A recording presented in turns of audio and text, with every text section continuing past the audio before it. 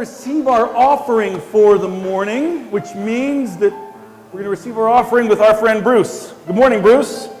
Zach, those kids were really wonderful. Wow. Yes, they are wonderful. Yeah, wonderful. It's just the word I was looking for. Thanks. Zach, did you know that you can actually listen and watch your sermons on the internet? Really? Yeah. You have to go on to Sherman Oaks Presbyterian Church, and there's a drop-down menu that says news, and your sermons are there. So anyone can do that. Now, for those of you that don't want to listen to Zach's sermon, I've got my jokes also available. And for a small price, a CD. When you have the influence Bruce has, you can create a joke section on the website. Yeah. So here's the story, guys.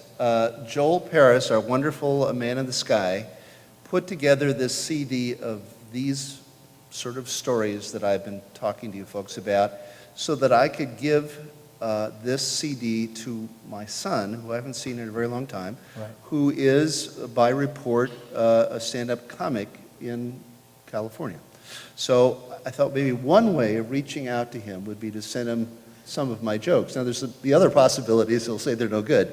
But one of the jokes that we recorded didn't really get any sound. So if you don't mind, Zach, we'd like to redo that one. It would be great if you would pretend as if you hadn't heard it before. Got it. That sounds good. All right. Well, just so you all know, so this is Bruce's youngest son, and there's not been much contact with his son.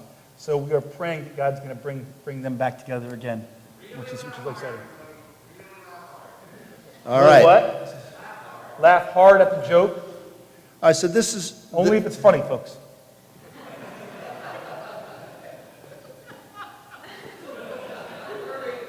It's only funny if you laugh, Zach.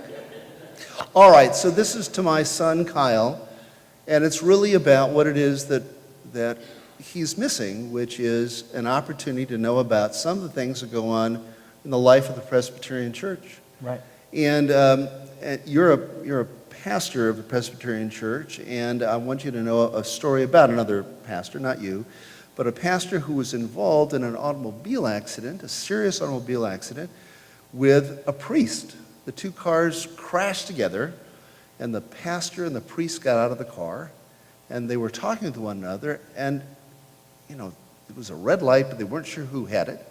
And they talked about it, and they said, you know, we just can't figure out who's at fault, but we need to call the tow trucks because our cars are ruined. So the priest says, well, not all is lost. I have a bottle of wine in my car. And the Presbyterian pastor said, well, that's great because they've got two chalices in the car. And so the two of them got together. The bottle of wine was opened by the priest. The chalices were brought up by the Presbyterian minister. And so the Presbyterian minister said, well, we should pray. And the priest said, well, let me open the bottle of wine and let me pour you the first glass. So the priest poured into the chalice a glass of wine, and the Presbyterian pastor said, I pray for world peace.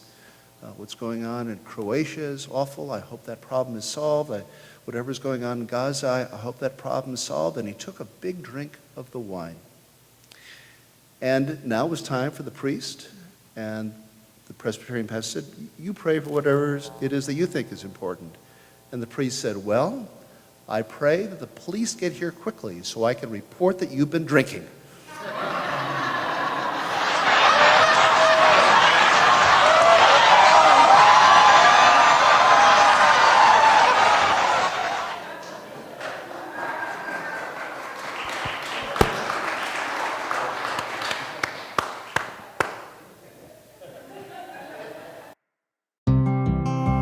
Help us spread the message. Click on the donate button below or go to shermanoakspc.org/donate. And thank you.